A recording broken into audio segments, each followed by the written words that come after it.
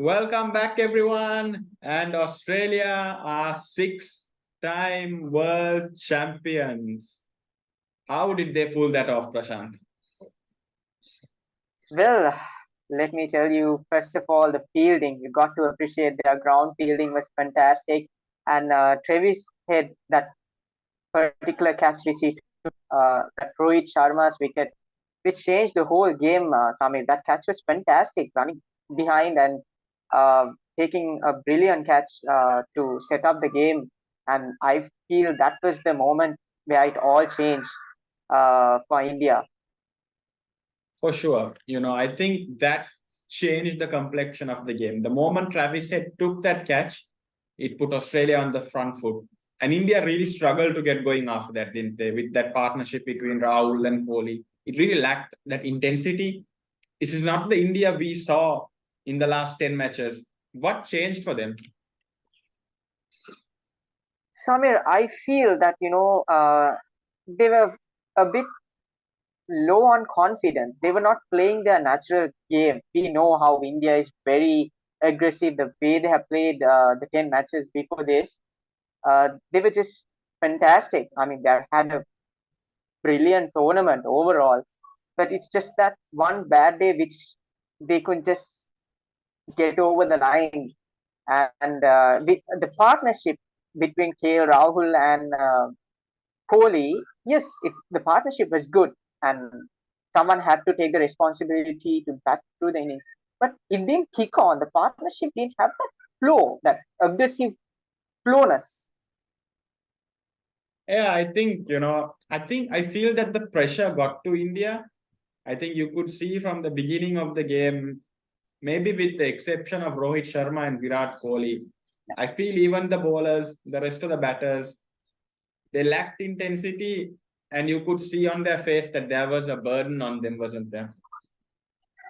Yes, they seem to be on low on confidence once it was not going their way. I mean, good start from their bowlers to get 3 early wickets, put Australia back on the back foot, 51 for 3. But Travis said he played the innings of his life, fantastic 100.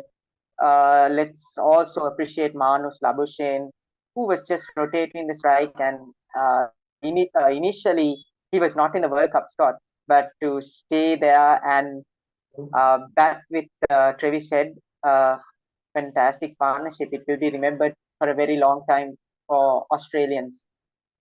For sure. And let's talk a bit about Travis Head. We get to Manas Labuschagne in a bit, but Travis Head, player of the match in the ICC World Test Championship final, player of the match in the Cricket World Cup final, player of the match in the Cricket World Cup semi-final. Those are achievements of greatness, isn't it? I mean, he is a big match player.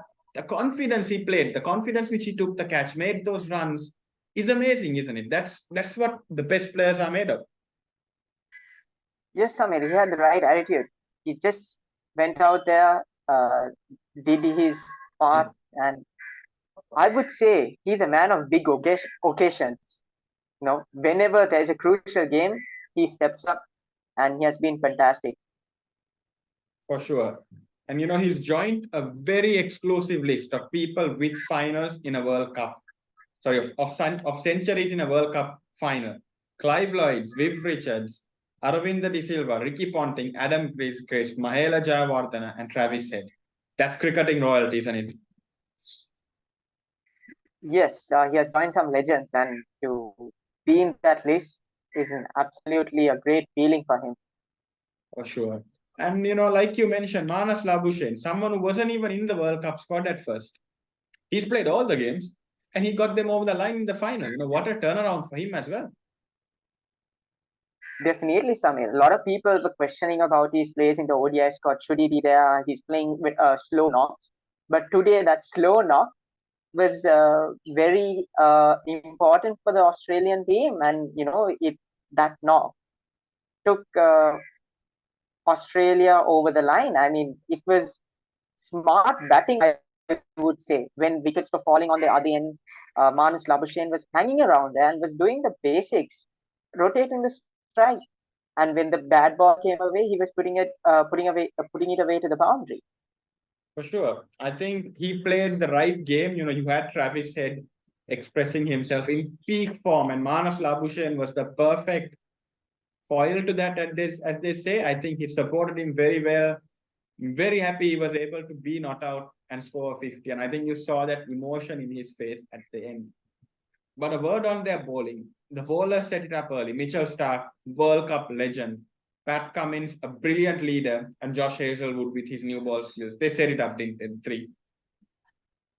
Yes, Samir, the way they bowled the slow ball, and they were not giving any kind of pace for the Indian batsmen to go after the bowlers. So that was smart bowling by the Australian, Samir, and that is where you could have seen when Surya Kumar Yadav was batting, he was unable to connect. He was struggling. He was absolutely struggling. So Australians were absolutely smart, taking the pace off the ball and bowling those slow balls, and fantastic death bowling to keep India under 240. I agree with you that death bowling, the quality was there. The intent was there from Australia. That was the main thing. And I think something which is not spoken a lot about is Pat Cummins' captaincy. I think Pat Cummins' captaincy and the leadership group he's got, Steve Smith, David Warner, Mitchell Stark, all senior players there. How good a leader is he? And what an amazing achievement by Australia to win the Ashes, the Test final, and the World Cup back to back to back. Yes, Samir, he has been a brilliant leader for Australia. The way he has managed his players and the way he has taken this team forward. Australia were down and out at the group stages, start of the World Cup. Nobody was giving them a chance. They thought, okay, Australia is done. But to win 7 in a row and to come in a crucial game like in a semi-final against a tough South African side who have been playing aggressive cricket, got past South Africa, then came the big final.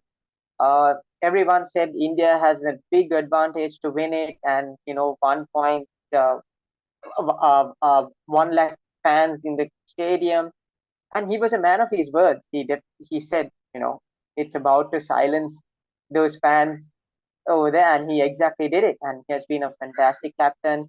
He sacrificed IPL this year to manage the load work, so it shows what a great leader he is and how much he has taken this Australian team to a quality side. For sure, 100%.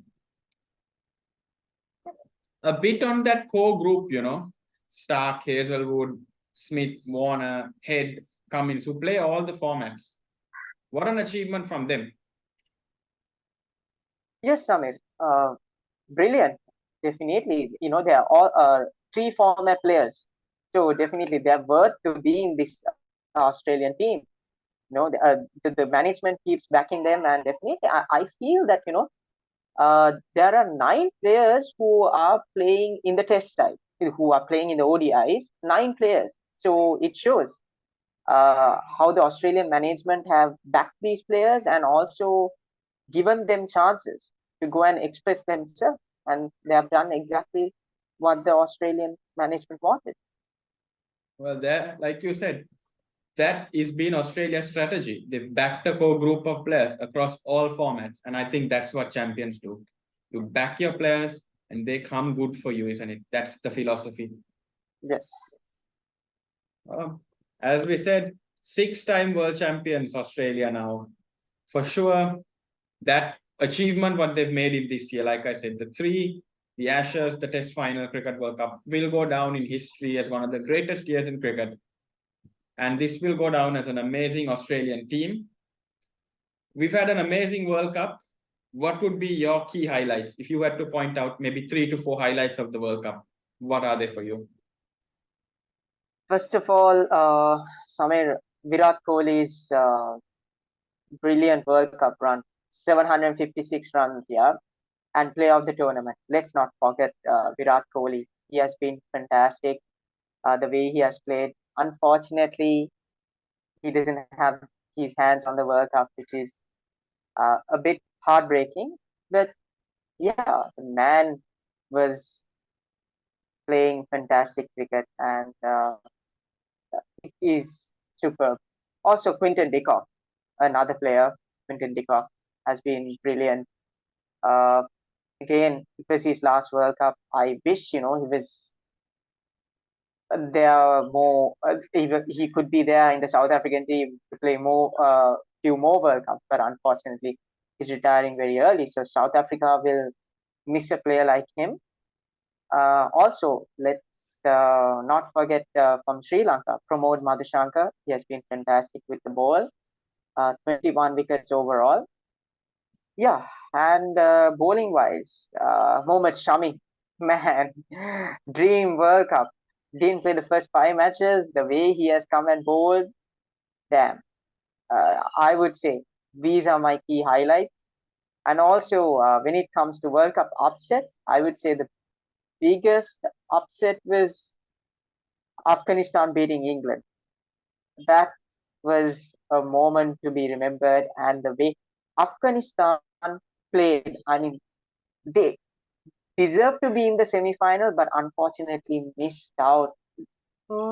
Just by margins, they missed out.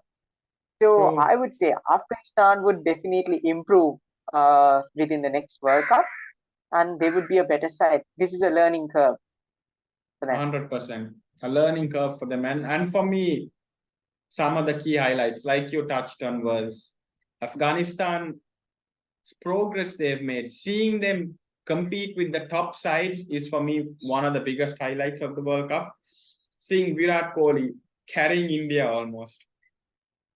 And for me, another big highlight was the rise of Rachin Ravindra. Outstanding player for New Zealand. And he's someone who's going to go a long, long way, as I've said many times. I think those would be some key moments in the World Cup. And we've had an amazing World Cup. Thanks to everyone for joining our reviews. And we'll be back with much more content, even as this World Cup finishes. Thank you. And please do subscribe to our channel.